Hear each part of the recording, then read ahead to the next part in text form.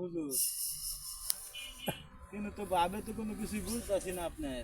কে আমার ধ্যান বন্ধ করলি? সর্বনাশ। তুই কে? আমার এতদিনে শর্ত পূরণ হলো না কের কারণে? আমি তোর কি ক্ষতি করেছি? তুই আমাকে বল, আমার কাছে তুই কি চাস? তুই আমার কাছে যা তবে আমি তাই যাবো।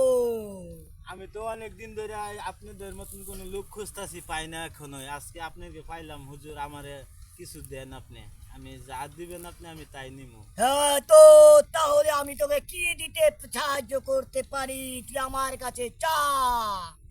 আপনি তো দেখা যায় বেরি বান্ধের নামাজ রতির ভিতরে বসে ধ্যান করতেছেন, না জানি আপনি কত বড় আমির সাহেব। আপনি আমাকে একটু দয়া করে জিনিসগুলি দেন, যেন আমি জীবন তুই আমার কাছে যখন আসছস, তোকে আমি আশীর্বাদ করে দেব যাতে তুই অনেক বড় কুড়িপতি হতে পারস। তোর চারুকানি দিয়া টাকা পয়সা বের হয়ে যাবে। তোর আর জীবনে কোনো কিছু করতে হবে না। তুই খালি সকালবেলা উঠটাই পাক পবিত্র হয়ে খালি গোসল করবি।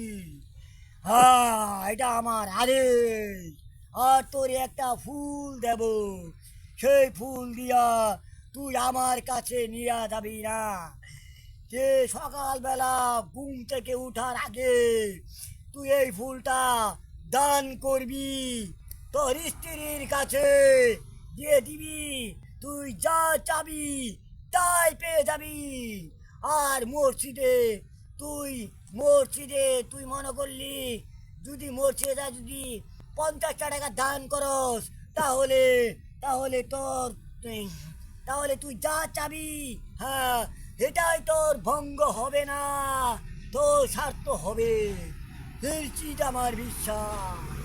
আপনার কথাগুলি অনেক সুন্দর লাগলো হুজুর, শুনে খুব ভালো লাগলো আপনার কথাগুলি শুনে। তাই আজকে আমি আপনার হেত কথা যা মৌলা বললেন তাই আমি পালন করার চেষ্টা করব। ইল্লাল্লাহ, তাই চেষ্টা করব হেত পালন করার। মৌলা আপনি ইল্লাল্লাহ, ভালো করে আমার একটু দোয়া করে দেন, যেন আমি সব সময় ভালো ইল্লাল্লাহ, থাকতে পারি। লা ইলাহা ইল্লাল্লাহু মুহাম্মাদুর রাসূলুল্লাহ সাল্লাল্লাহু আলাইহি সাল্লাম।